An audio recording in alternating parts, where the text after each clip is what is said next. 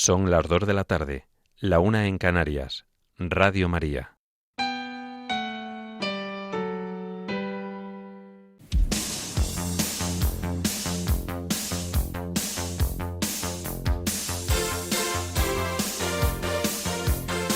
Servicios informativos de Radio María.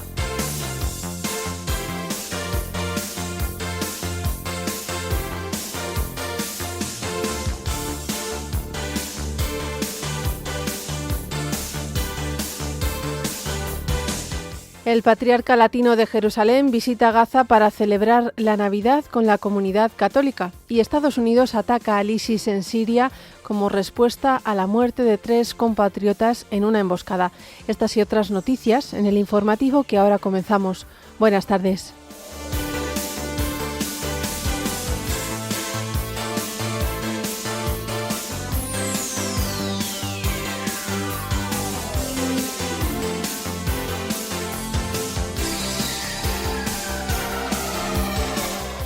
El Papa León XIV convoca para el próximo mes de enero el primer consistorio extraordinario de su pontificado. En Bangladesh, el obispo de Dhaka pide a Dios que traiga la paz ante la violencia que sufre la nación. Los obispos catalanes denuncian el desalojo de inmigrantes en Badalona y lo califican aporofobia y xenofobia. Más de 400 menores de familias vulnerables participan en las colonias y campamentos de Navidad. Un ataque ruso contra la ciudad ucraniana de Odessa deja ya 8 muertos y 27 heridos. Aumentan a 3 las víctimas mortales en el ataque con arma blanca y bombas de humo en el metro de Taipei, en Taiwán.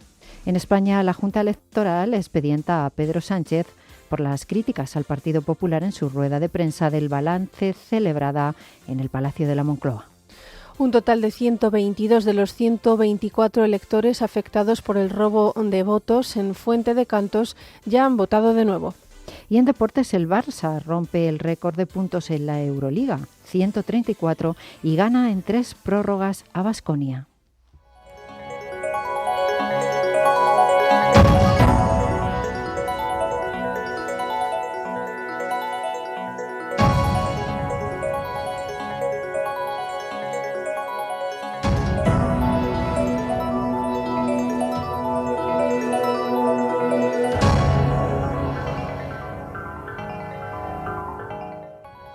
Comenzamos este informativo contándoles que el Patriarca Latino de Jerusalén, el cardenal Pier Battista Pizzaballa, llegó ayer a Gaza para las celebraciones navideñas, como ya lo hizo el año pasado. Este evento anual se canceló en 2023 debido a los bombardeos israelíes. El cardenal estaba acompañado por el vicario patriarcal latino, el arzobispo Monseñor William Shomali y una pequeña delegación. Así lo cuenta el padre Gabriel Romanelli, párroco de la parroquia de la Sagrada Familia de la ciudad de Gaza, que también explica la situación actual.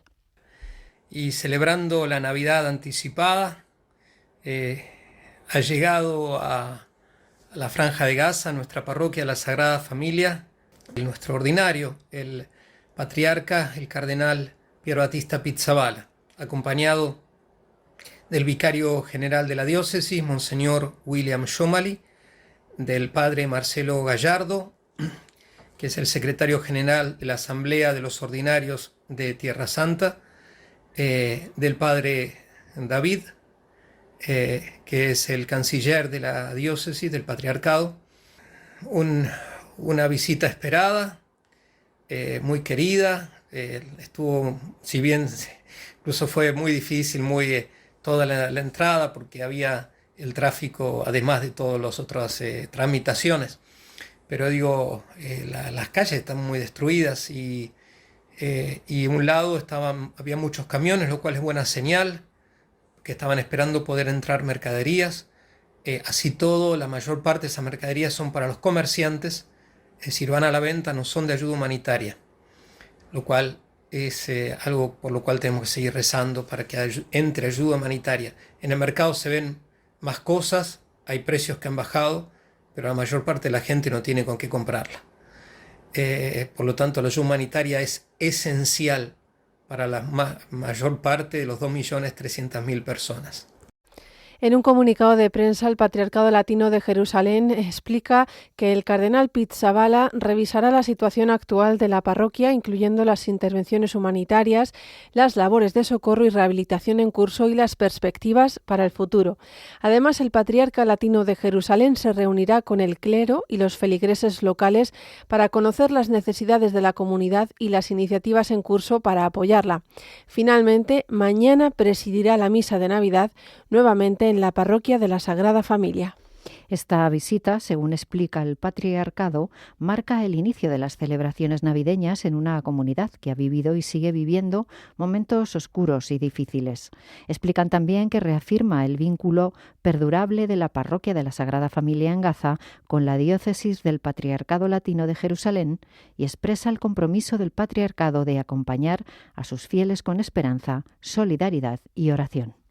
Y en otro orden de cosas, el ejército estadounidense lanzó ayer varios ataques aéreos contra diversos objetivos del Estado Islámico en Siria. En un discurso pronunciado en Carolina del Norte por la noche, el presidente estadounidense Donald Trump lo calificaba como un golpe masivo contra los miembros del ISIS, a los que Estados Unidos culpa del atentado del 13 de diciembre, en el que murieron 2 militares y una intérprete estadounidenses, y asegura que es una represalia muy seria.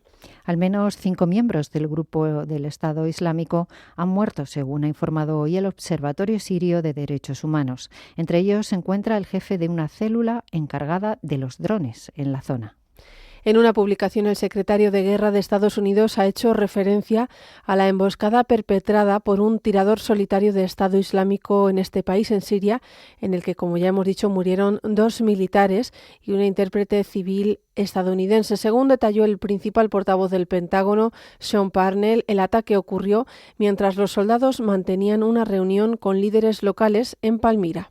Por su parte, Siria, a través de su Ministerio de Asuntos Exteriores, ha reiterado su compromiso de combatir el Estado Islámico y de intensificar las operaciones militares contra el grupo tras los ataques estadounidenses.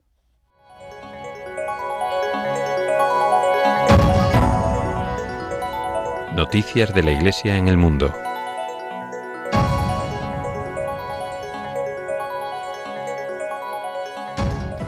El Santo Padre ha convocado el primer consistorio extraordinario de su pontificado, que se celebrará los días 7 y 8 de enero de este año que viene. La reunión se desarrollará a lo largo de estos 2 días y estará caracterizada por momentos de comunión y fraternidad, así como por tiempos dedicados a la reflexión, al intercambio y a la oración. Según un comunicado de la Oficina de Prensa de la Santa Sede, estos momentos estarán orientados a favorecer un discernimiento común y a ofrecer apoyo y consejo al Santo Padre en el ejercicio de su alta y gravosa responsabilidad en el gobierno de la Iglesia Universal. El consistorio se inscribe en el contexto de la vida y la misión de la Iglesia y pretende reforzar la comunión entre el obispo de Roma y los cardenales, llamados a colaborar de manera especial en la solicitud por el bien de la Iglesia Universal. Y esta mañana ha tenido lugar en la Plaza de San Pedro la última audiencia jubilar de los sábados que comenzó a realizar el Papa Francisco en el mes de enero. En ella el Papa León XIV se ha reunido con grupos de peregrinos y fieles y ha centrado la meditación de la catequesis en el tema Esperar es generar, María nuestra esperanza. El Santo Padre ha explicado que la Navidad se acerca y el jubileo está por finalizar, pero la esperanza que este año santo ha reavivado en nosotros no termina. La esperanza es una virtud teologal y como tal es fecunda, hace nacer y renacer. Por eso podemos afirmar que esperar es generar. María, Madre de Dios y Madre nuestra, es modelo de esta esperanza que da fuerza y genera vida. Siguiendo su ejemplo, también nosotros estamos llamados a encarnar y hacer vida la palabra de Dios. Saludo cordialmente a los peregrinos de lengua española.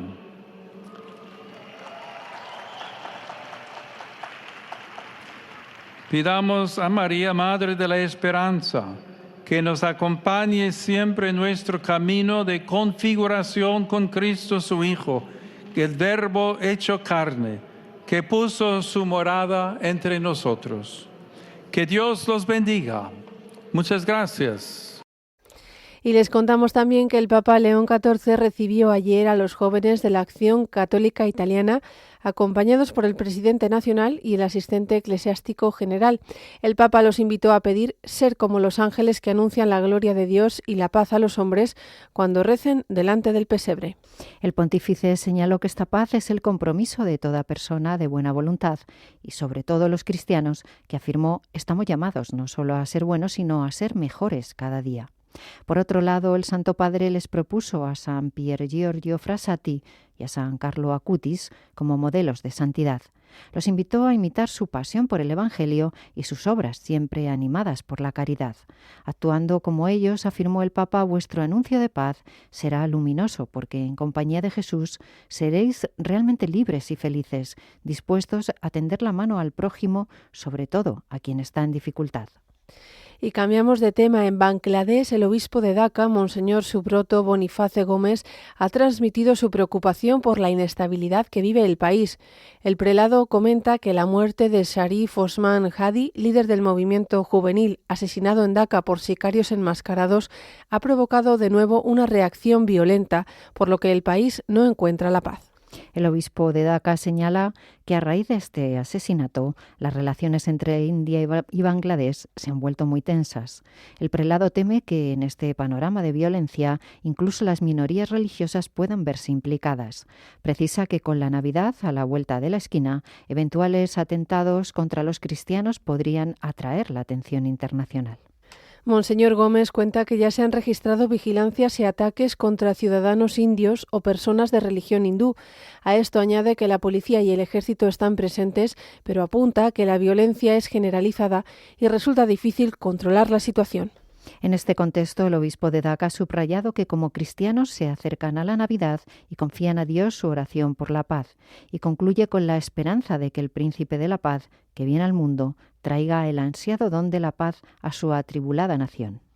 Mientras, en Pakistán, las administraciones civiles han dispuesto medidas especiales para garantizar la máxima seguridad en las proximidades de las iglesias cristianas con motivo de la Navidad. Se trata de disposiciones adoptadas en los distintos distritos tras un proceso de consulta y coordinación con las comunidades cristianas y con los responsables de las iglesias. El responsable de comunicación de la Conferencia Episcopal de Pakistán, el padre Kaisar Ferot, ha explicado que tras los atentados ocurridos en su país y los últimos acontecimientos relacionados con el reciente conflicto con Afganistán, en la sociedad pakistaní ha circulado el temor a posibles ataques terroristas. En medio de esta situación, el sacerdote subraya que los cristianos se han convertido en mensajeros de paz en una época marcada por los conflictos y la hostilidad. De este modo, el responsable de comunicación de la Conferencia Episcopal de Pakistán ha aseverado que en Navidad Jesús, el príncipe de la paz, les da el espíritu de la reconciliación y la paz y que ellos lo ofrecen a la nación. Por otro lado, mañana se celebrará en Karachi una manifestación pública por la paz, organizada por la comunidad cristiana local con la participación de representantes civiles y religiosos. Además, en varias ciudades de Pakistán se están celebrando numerosos encuentros interreligiosos promovidos por parroquias, asociaciones, diócesis y centros de estudio con motivo de la Navidad, todos ellos destinados a reafirmar el deseo de paz y fraternidad.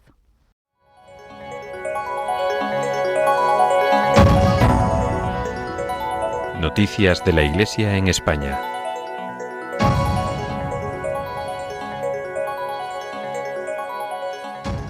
Ya en nuestro país, los obispos catalanes han emitido esta semana una nota en la que denuncian el desalojo de la nave B9 en Badalona, que ha dejado a centenares de personas sin techo en pleno invierno, afirman, sin que se haya contemplado ni siquiera una tregua invernal, como se hace en otros países europeos.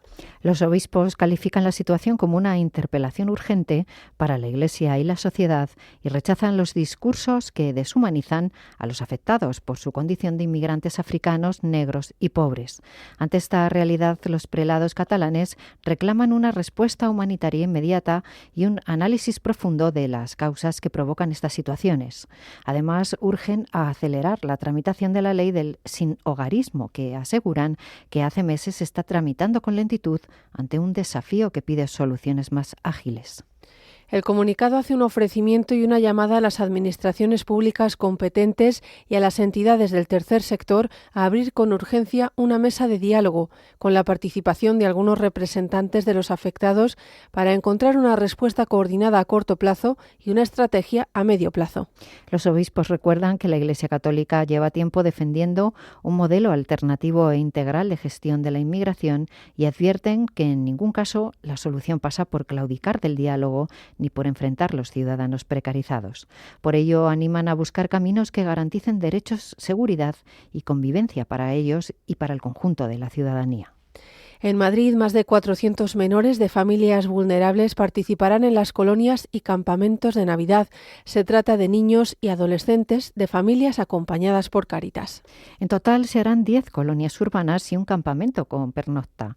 Se desarrollarán entre el lunes y el 7 de enero en distintos distritos de Madrid y en Cercedilla. Como informan desde la organización, esta iniciativa busca ofrecer espacios de ocio educativo, conciliación familiar y acompañamiento durante estas fechas tan significativas. Las colonias y el campamento ofrecen un programa completo de actividades educativas y de ocio saludable con juegos, talleres, dinámicas grupales y numerosas excursiones, muchas de ellas vinculadas al ambiente navideño.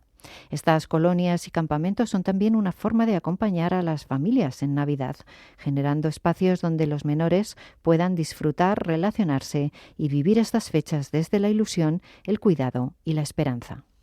Y por otro lado, durante estos días, distintas diócesis españolas están promoviendo la actividad Sembradores de Estrellas, una iniciativa organizada por Infancia Misionera en la que los niños salen a las calles a felicitar la Navidad y a dar esta buena noticia.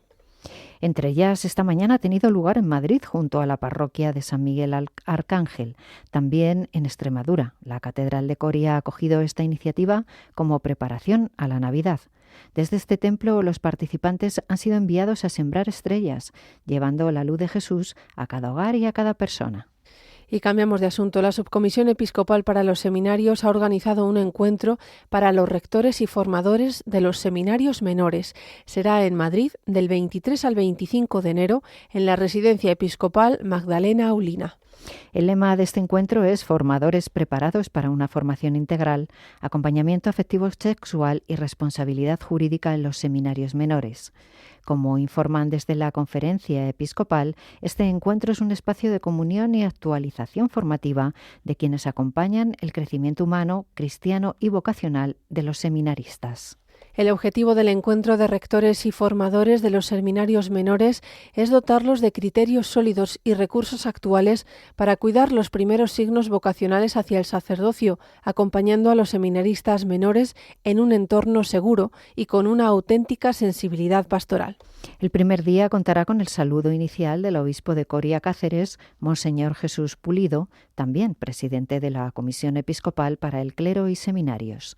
También participará el obispo de Segovia, Monseñor Jesús Vidal, presidente de la Subcomisión Episcopal para los Seminarios.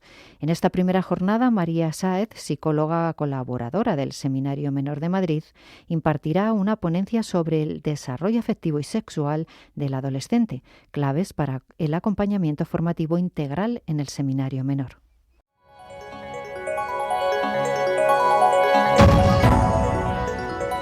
Información internacional.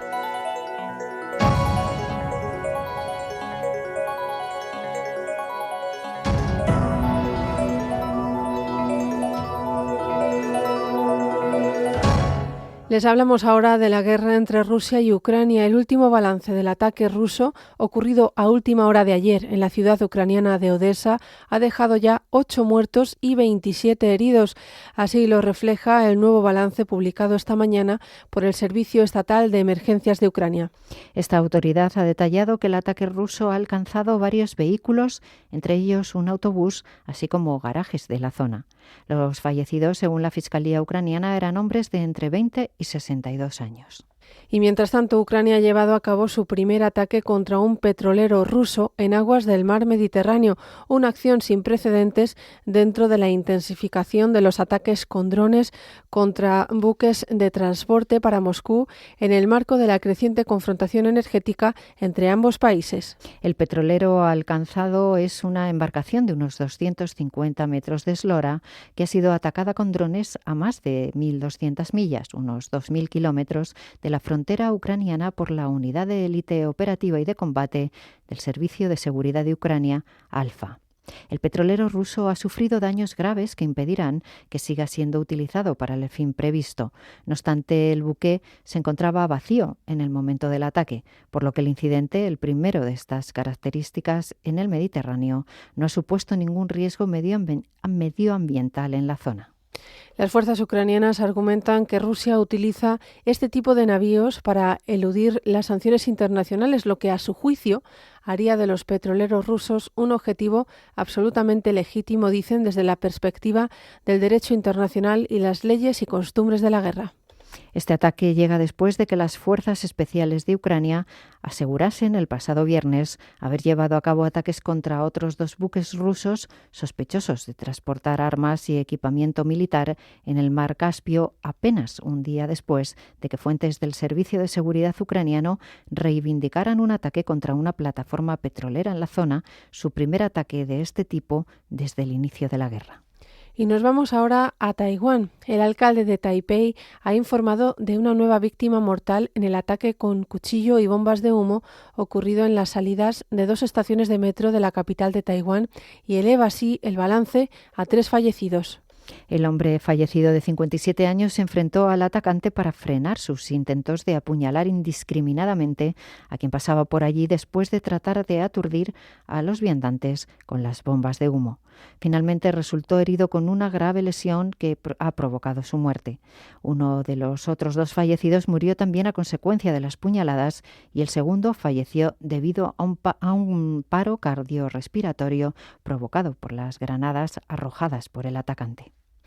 Tras el ataque, en el que también han resultado heridas al menos 6 personas, el sospechoso saltó del 6º piso de un edificio y sufrió un paro cardíaco. Fue trasladado de urgencia al Hospital General de Cathay y declarado muerto. La Fiscalía del Distrito de Taoyuan ha informado de que el individuo debía de haber asistido a una citación del servicio militar, por lo que se había emitido una orden de arresto contra él ya a mediados del mes de julio.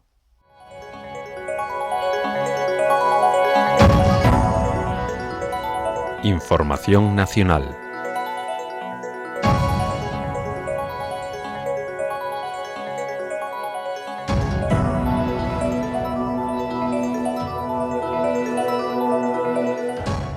La Junta Electoral Central ha decidido abrir un expediente sancionador al presidente del Gobierno, Pedro Sánchez, por saltarse la obligación legal de neutralidad de los poderes públicos en periodo electoral al criticar al Partido Popular en su rueda de prensa oficial de balance celebrada en el Palacio de la Moncloa. Pedro Sánchez había sido denunciado por el Partido Popular al entender que en esa rueda de prensa del día 15 de diciembre, en plena campaña electoral de Extremadura, el presidente del Gobierno había utilizado una comparecencia institucional para difundir mensajes políticos partidistas, incumpliendo los principios de objetividad, transparencia e igualdad entre los actores electorales que consagra la legislación electoral y la doctrina de la Junta Central. El acuerdo del máximo organismo arbitral es firme en vía administrativa, si bien Sánchez puede interponer un recurso contencioso administrativo ante la Sala Tercera del Tribunal Supremo en el plazo de 2 meses desde su notificación. Y en Extremadura, un total de 122 de los 124 electores que se vieron afectados por el robo de la caja fuerte de la oficina de correos de Fuente de Cantos en Badajoz, la cual contenía 14.000 euros y 124 votos emitidos por correo, han podido ejercer nuevamente su derecho al voto de cara a las elecciones autonómicas de mañana, domingo 21 de diciembre. Así lo ha confirmado en una nota de prensa Correos tras las acciones extraordinarias emprendidas junto a la Junta Electoral Provincial de Badajoz a propósito del asalto acaecido en la madrugada del pasado jueves en dicha oficina. Tras subrayar que el resto de votantes ya han sido contactados por el personal de Correos para que, siguiendo el procedimiento establecido, puedan emitir su voto nuevamente, Correos ha apuntado a que este hecho se vincula con otros robos perpetrados en oficinas de la misma comarca y se atribuye a delincuencia común. La Junta Electoral Provincial de Badajoz ha emitido una resolución para autorizar la emisión de duplicados de la documentación electoral por la Delegación Provincial de la Oficina del Censo Electoral de Badajoz para procurar su entrega a los interesados y que puedan emitir nuevamente su voto por correo.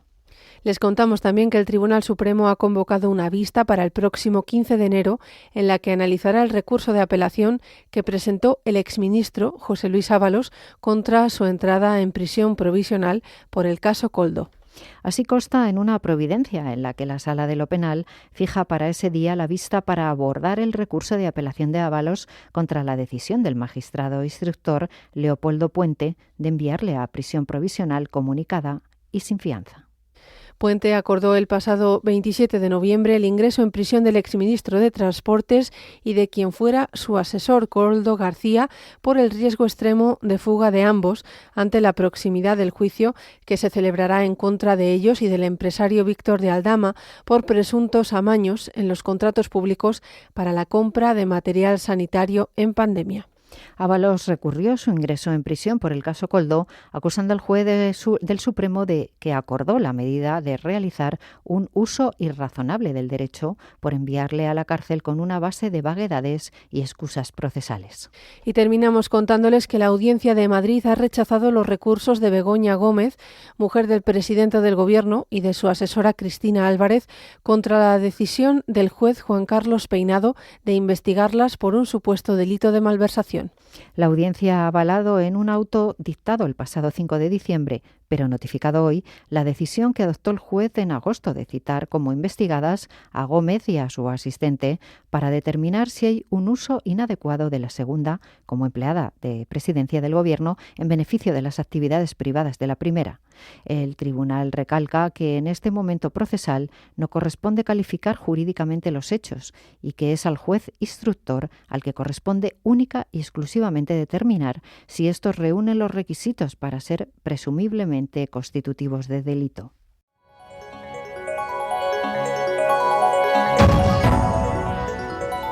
Información deportiva.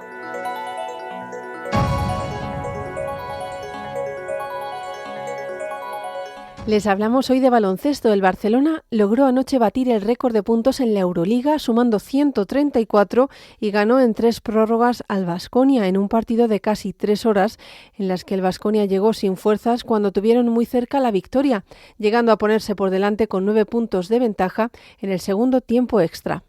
A remolque todo el partido, el Barça no evitó una primera prórroga y forzó, casi de milagro, la tercera con Kevin Panther, que sumó la quinta máxima anotación de la historia de la Euroliga. Además, este partido también ha batido el récord de puntos totales, sumando 258.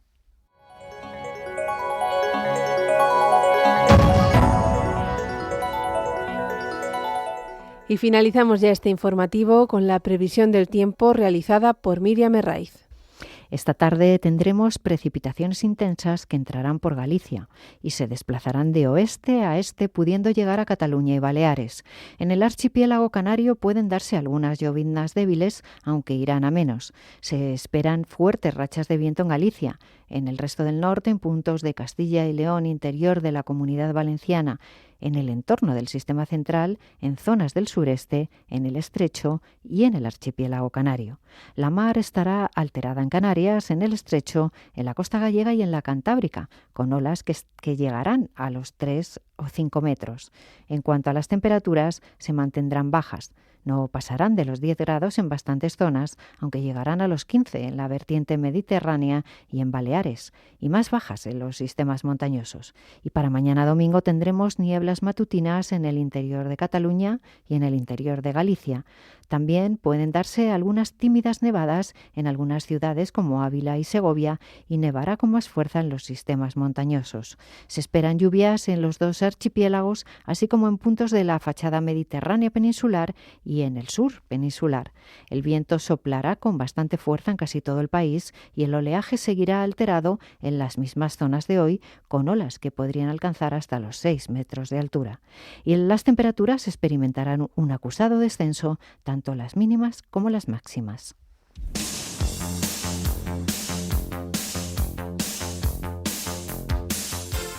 Esto es todo por ahora. Los hemos acompañado en la redacción Cristina Abad y en los micrófonos Pilar Lucas y Marta Troyano. Les ofreceremos más noticias a las 10 de la noche, las 9 en Canarias. Buenas tardes.